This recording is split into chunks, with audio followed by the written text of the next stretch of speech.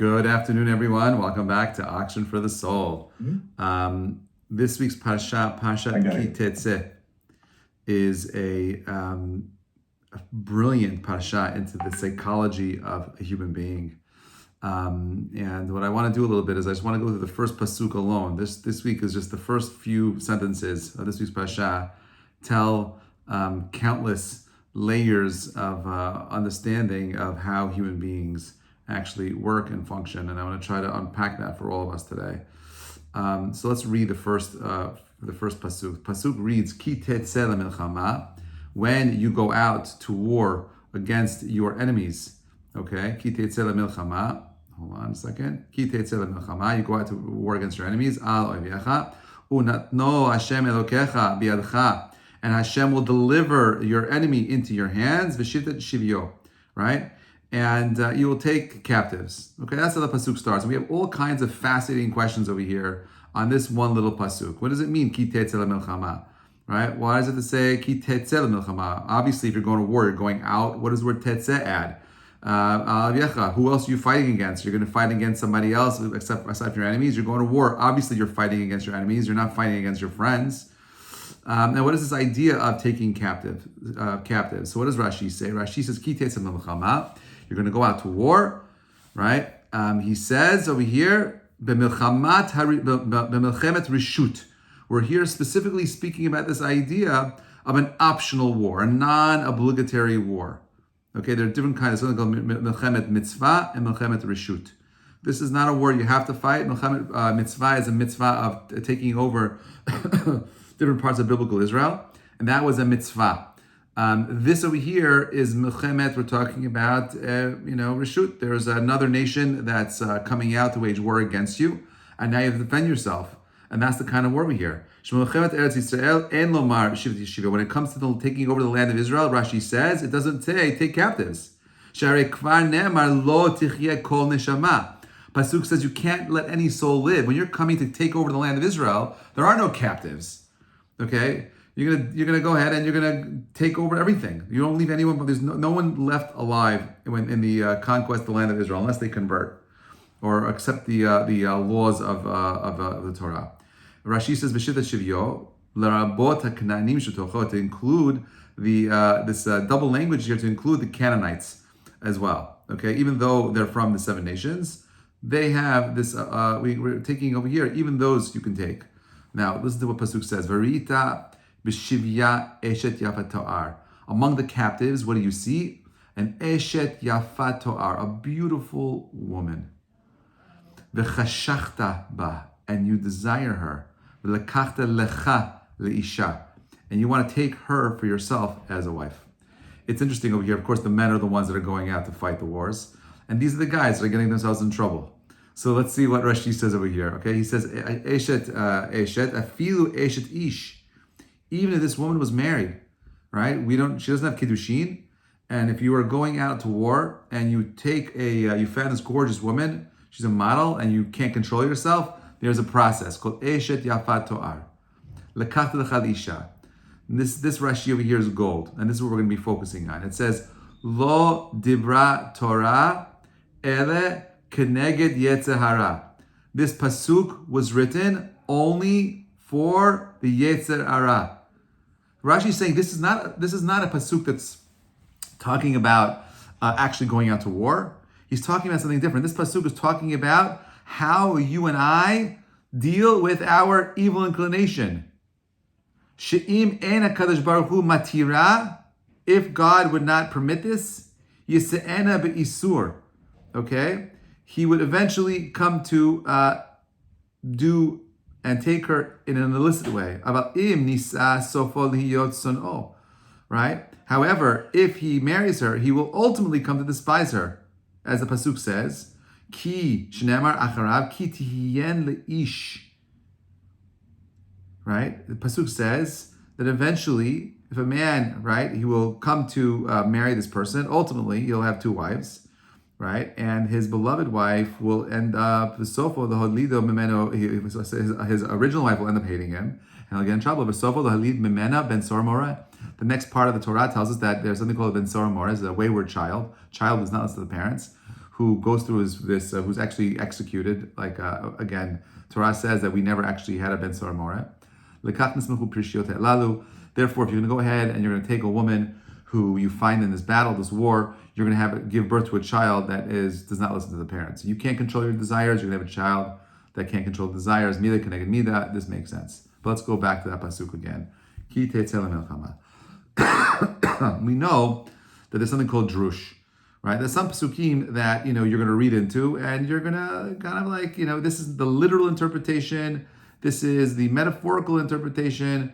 How do we understand this particular verse? Now, not an accident that we read these psukim in the month of Elul. Okay, this is the month where some people have the minhag of going ahead and they are blowing the shofar.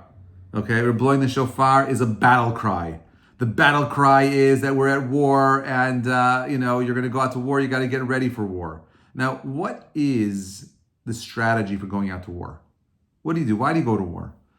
Well, you go to war for one reason, okay? You go to war to win. You don't start a battle with someone who you know is going to decimate you. You don't go into a war with someone who you know is going to completely nuke you and blow you off the planet. You only go into a war that you think you're going to win, okay? So now, how do you prepare for war? Okay, the first thing is, knowing who the adversary is. What are their strengths? What are their weaknesses? You start creating a strategy. Who are these people? So you want to conquer the enemy. Okay, now what happens if the enemy can never be fully defeated? What happens if the enemy, the Gemara in Berachot calls the Yetzer Hara a fly, a zvuv? Why? Because when you shoo away the fly, what happens? It ends up coming right back. It's the never-ending saga of the fly that keeps driving you absolutely insane. The Yetzer Hara works exactly the same way. The pasuk says, "Ki tesse milchama." If you go out to war against your enemies, right? It's talking about the Yetzer Hara. It doesn't say "Ki tesse l'nitzchon." It doesn't say when you go out to win, because the nature of this battle is when we win the battle, the war goes on. There's always another battle. There is no winning the battle. Okay? There are righteous people, right, who battle against the Yetzer Hara and win. Okay? And few days later, the Yetzer Hara returns and they're fighting against that war all over again. Okay? And this is very difficult. What is this all about? I thought I had this battle. Why am I fighting it again? Usually when you win a battle, you win the war, it's war over. Those people are not coming back to haunt you. But this battle is different. Ki tesse milchama. Right? When you're going out to this war, this is your life's mission. Ki tesse milchama. When your neshama leaves, ki tesse. When your neshama leaves the upper spiritual realm and it comes to this world, what are you here for? You're here for one reason, my friends. Lemilchama, for war. Are you ready to fight? Are you ready to go ahead and put in your effort and your energy in creating a strategy that allows you to succeed in overcoming this unique battle? Or are you going to go ahead and kind of like submit and lose? Some of you might be saying, Rabbi, I haven't fought with the Yetzer Hara for so long, so what's the big deal? Why should I start now? That's a mistake. Okay? Discipline is difficult. And no one wants to be disciplined because you think that being undisciplined is being free. This, my friends, is a mistake. Discipline is freedom. Why? When you're disciplined, you actually are able to be what you're meant to be. When you're disciplined, you're able to achieve what you set your mind's goals to. That's where simcha comes from. Okay? We're going to do everything we can to win our wars. Right? But the nature of war, sometimes you lose. It's unrealistic to expect that you're going to win every single battle. It's impossible. Okay? You're going to go ahead. Sometimes you're going to win some, you're going to lose some. Okay? Now, the greatness of a tzaddik, the guy who looks like the guy that's always doing right, the righteous person, is that he may have a bad habit. At the end of his lives, right, the tzaddikim reach these very, very high levels because they overcame their bad habits. But we forget about the struggles that they went through. And often what I found is that, for example, let's say like the Chafetz Chaim, who spoke so beautifully about Lashon Hara and created all the beautiful, books that help us have a deeper appreciation, understanding of what it means to be an individual that speaks with Lashon Tahor, with beautiful language, with a beautiful ability to express themselves, right? The Chavetz Chaim spoke about his own struggles of ups and downs before he was able to reach a level where he was able to actually express his own values, his own things that he went ahead and spoke about so highly about and spoke so disparagingly about against people who can't keep their tongues under control. It's this idea that the wisest of all men, it was Shlomo Melech who said, Shiv'a yipol tzaddik v'kam. A righteous person will fall 7 times and he gets up. And my favorite, the most simplest way of saying this, he got it from his father actually, from David HaMelech. David HaMelech said, Achrei nafalti kamti. After I fell, I got up. I never give up. This idea of realizing that there's a spiritual battle that you're in right now. It's real. It's the battle for your soul. The battle for your identity is not in giving into the way you feel, like so much of, unfortunately, this younger generation that I deal with. A bunch of young people who are lost in a reality where they believe that their emotions define their experience. We reject this notion as Jews. We believe, of course, your emotions are important. And sometimes when you fall, we recognize it's a fall, but there's an ideal we're striving for that's beyond emotion. I have an intellectual idea in my mind of who I want to be, of what do I need to accomplish. I recognize that I'm in the fight. If you don't walk in recognizing that there is this constant drive on your end to want to become something more and more and more and more, you're in trouble. Okay, the pasuk says Ki Tesse lemelchama. Why does it Ki Tesse? If you look closely, by the way, every single time the Torah used the word Tetse, it's a bad thing. Ki Tetse lemelchama. You see this by Dinah. Ki Tetse Dinah. She goes out, right?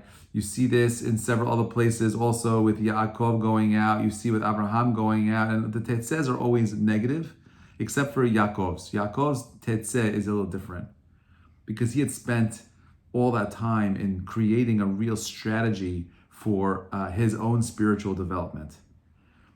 It's difficult to say this because I know I'm a rabbi, and you might think it's my job to say this, but it's not. I wasn't always a rabbi. And it took me a long time to even, get myself to a place where I could appreciate the word rabbi, what it actually means. But I'll say this to you as a friend, as a brother, a younger brother, and a loving friend, a neighbor, whatever, however you want to relate. But not, I took my rabbi hat off for a second, okay? Our happiness is very much tethered to our ability to do what we know we're meant to do. Okay, I'm not sure if that resonates with you, but if you think about it, every single person, if you don't know, by the way, what you're meant to do, it's unclear to you, you need to find a friend, a mentor that's going to help you figure it out. It's never too late. Again, if you're on this planet and your heart is beating in your chest and your eyes are open and you have the power to walk and talk and give and do, you are here for a reason. And it's something that only you can accomplish and no one else.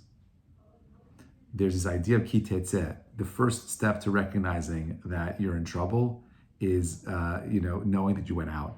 You're going out of your environment. Okay, you went out. You're in a battlefield. Who are we talking about, by the way, in this pasuk? Who's this guy that's going into the war? Who's the guy that's fighting this battle? Who's this guy that can't control his emotions, his passions? Is this the riff-raff of the Jewish people? No. Ready? Last week in the Pasha, we read there are 4 people that are excluded from battle. Okay, the guy who just gets married, the guy who builds a house, the guy who plants a vineyard, and lastly, the guy who's afraid of sin. Right? That's just as the guy who's afraid. And she points out, they talk about a guy who's afraid of sin. Okay, so that means anyone who's afraid that they spoke between putting on their shel rosh and their shel yad, the tefillin of the hand, they were not supposed to speak in between the two. That little averah, that little misdeed, is enough to say, I'm not going to war. I'm afraid that I don't have the merit to survive a war. So who ends up going out to this battle? According to this pasuk, Ki Tetse lemelchama, who's actually going out to fight then? You're talking about the most righteous people are going out to fight. These are the chasidim. These are the tzaddikim. These are the most righteous, religious, that doesn't always mean good, but these are the people that are actually the practicing, believing people that are striving their best to be the best expression of what Judaism wants. This pasuk was written for him. It wasn't written for me. It was written for the greatest of people. the greatest of people. And we're really worried about that guy. Can you imagine, like the older rabbi with the beard going out to battle with a sword, and he comes to a house and he sees this beautiful, gorgeous woman, and he's like, "Oh my God, I gotta bring her home. So what do I gotta do? I gotta shave her head. I gotta clip her nails, and and that's gonna go ahead and slow him. Like, what are we talking about over here? Is that even possible?" And this is the most powerful idea. The human nature is such that when it goes uncontested, your emotions will define your reactions, no matter how learned and how pious you are. Ki Tesse, when you go out, you think that the comfort of your home right now is an expression of what you are? No. You know what the real, you know how I know when someone is? When I watch them outside. When I watch them outside and someone cuts them off, how are they responding? When someone slights them and is not nice to them, how are they going to go ahead and interpret that interaction, right? When you're at the restaurant and the waitress doesn't bring you your food and you're complaining all the time that the soup is, that's where you're being challenged. Ki Tesse, when you go out, you better be prepared for war, because that's where you're being tested, not at home. Trust me, many people get it wrong at home also, right? The point is this, and I think this is what this parasha is about. This parasha is about one thing and one thing alone. It's the recognition that you and I are human beings. And as human beings, we have animal souls attached to our spiritual souls. And we're being pulled in two different directions. The question is, which part of yourself are you going to identify with? Are you going to identify with the higher parts of your neshama, the spiritual part that is infinite, that wants to be an Or L'Goyim, that wants to do tzedakah and chesed, the one that always wants to be kind and giving and loving and understanding and patient? Or the other side of you who's always complaining that they're tired or they're not ready, they're procrastinating, they're not feeling it right now. You know what I'm talking about? That side of us, right? But the more and more we choose to side with this higher parts of who we are, okay? The more simcha we have, the more mazal we have, the more success we have, everything falls into that one little category. How do you start? Your Ki Tesse L'Milchama. You're going to go out and you're in battle. Are you in battle mode right now? Okay, we have 3 weeks left till Rosh Hashanah. Okay, it's coming up very quickly, my friends. Okay, you have Salichot, you have the Shofar, you have 21 days. Okay, a little bit more, 22 days to Rosh Hashanah. Okay, what are the battle plans? What does the strategy look like? What are you doing to upgrade? Don't remain idle. You remain idle, you're moving backwards. You remain idle, you get depressed, you get anxiety. I don't want you to have anxiety. I don't want you to have depression. I want you to live a life in simcha. By the way, you can't grow in life unless you're happy. You don't feel happy? I hate to tell you this, but your happiness is a choice. You can make yourself happy. You don't have to remain unhappy. You can choose, walk to the mirror, smile, stand up, don't slouch, look at the mirror and smile, okay? Feel good about the fact that you're here and you have a unique mission. Ki Tesse L'Milchama, you're going to go to war and you're going to win, because winning in Judaism isn't about winning the battle, because the battle never ends. You know what winning in Judaism looks like? Winning in Judaism is never giving up. It's never abandoning hope. It's never giving in. It's never stop. It's never ending the fight. That's what it looks like. When you let go, what ends up happening in Ben Sora More, right? You have a wayward child who doesn't fit into society anymore. He's broken. This is the world that we're living in. We're living in a generation of people who just are living in their own emotional realities, right? How sad is that? Well, how do you fix it? The way we fix it is not by telling them, oh, you guys are broken. The way we fix it is by making ourselves individuals who are living the best lives we could possibly live. As we move on and get closer to Shabbat and Rosh Chodesh and Rosh Hashanah, I give you a bracha. Rosh Hashanah is called Rosh Hashanah because it's the head, not called Hatchalat Hashanah. It's not called the beginning of the year. It's not called the first of the year. It's called the Rosh, because everything that happens in our lives is an expression of our choices we make here. Use it or lose it. Use it and find simcha. Lose it and don't complain when you're unhappy and depressed and anxious. Wishing you a Shabbat Shalom Barach. I'm looking forward to Bezrat Hashem. I think next week I'll be in Cape Town, I'll be broadcasting from there, Bli Neder. Anyway, wishing you all Shabbat Shalom Avarach. Thank you so much for listening. Thank you so much. Kol Tov, everybody.